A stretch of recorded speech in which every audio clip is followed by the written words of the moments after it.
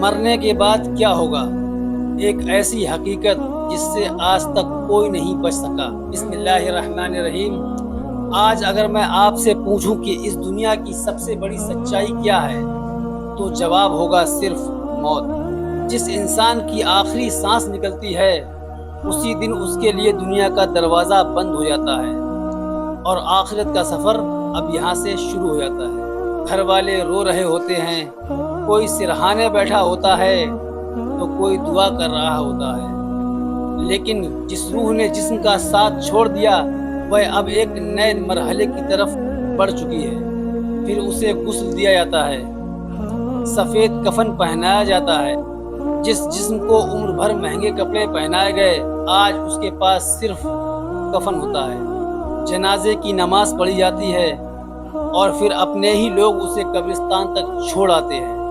کچھ دیر پہلے تک جو کہتے تھے کہ یہ ہمارا اپنا ہے، وہی لوگ اسے مٹی کے حوالے کر کے واپس لوٹ جاتے ہیں۔ اب قبر میں نہ دوست ہوتے ہیں اور نہ ہی رشتہ دار ہوتے ہیں، نہ دولت ہوتی ہے اور نہ شہرت ہوتی ہے۔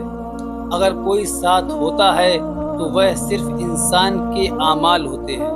اسلامی روایتوں کے مطابق قبر میں فرشتے سوال کریں گے کہ تمہارا رب کون ہے، تمہارا دین کیا ہے، اور اس شخص کے بارے میں کیا کہتے ہو جو تمہارے پاس رسول بنا کر بھیجے گئے۔ ایمان اور نیک عمل والا اللہ کے فضل سے صحیح جواب دے گا، جبکہ جس نے دنیا کو ہی سب کچھ سمجھ لیا اس کے لیے تو یہ امتحان بہت ہی سخت ہو جائے گا۔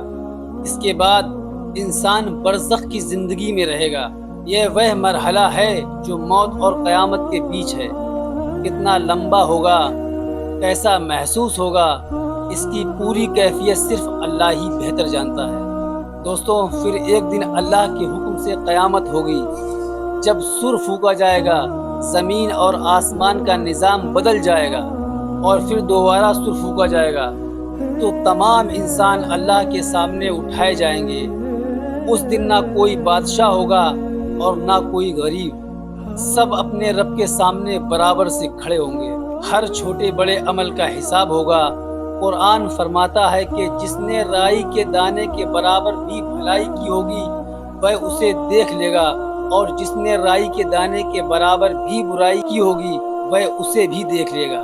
جس کے نیک عمل بھاری ہوں گے اللہ کی رحمت سے اس کے لیے کامیابی ہوگی، اور جس کے گناہ زیادہ ہوں گے وہ اللہ کی رحمت کا محتاج ہوگا۔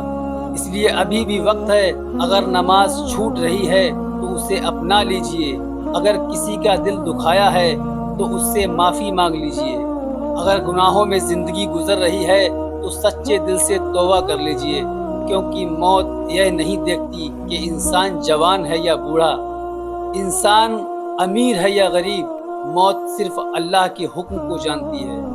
ہو سکتا ہے یہ ویڈیو سننے والا اگلا نمبر میرا ہو یا آپ کا۔ اللہ تعالی ہمیں ایمان پر زندگی اور ایمان پر ہی موت نصیب فرمائے، ہماری قبر کو جنت کے باغوں میں سے ایک باغ بنائے اور قیامت کے دن اپنی رحمت کے سائے میں جگہ عطا فرمائے۔ آمین ثم آمین۔ السلام علیکم۔